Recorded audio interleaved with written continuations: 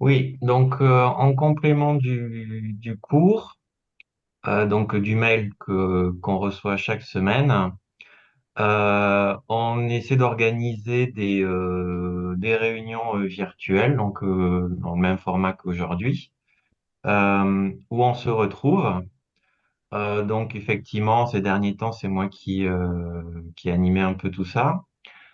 Et du coup, alors, ce qu'on fait, moi, déjà, je refais un petit résumé des cours précédents. Donc, pour ceux qui n'ont pas eu le temps de lire tous les emails, ça leur permet de voir un petit peu comment ça avance, tout ce qui a été expliqué par Tom.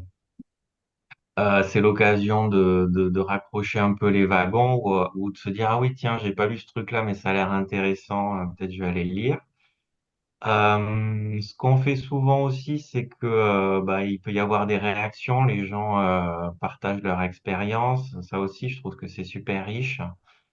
Parce que moi, ce que je trouve super intéressant avec ce cours, c'est que c'est vraiment ancré dans la réalité, dans la vie de tous les jours. C'est pas un truc théorique, c'est vraiment des choses qu'on peut utiliser chaque jour. Et d'avoir des personnes qui partagent leur expérience, c'est hyper enrichissant.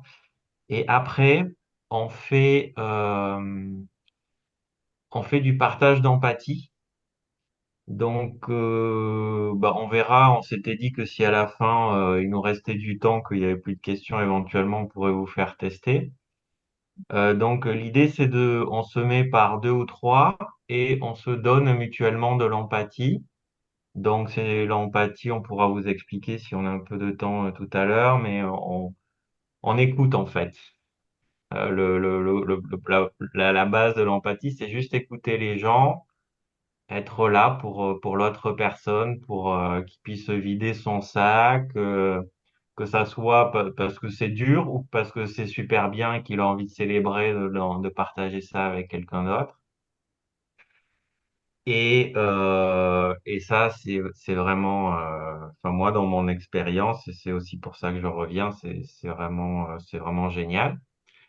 Et à cette occasion, ben, on peut rencontrer des personnes et éventuellement, ensuite, avoir un pote d'empathie, enfin voilà, nous on appelle ça un pote d'empathie, mais on peut appeler ça comme on veut, c'est-à-dire des personnes qu'on peut joindre régulièrement pour pratiquer ce genre de choses. Voilà.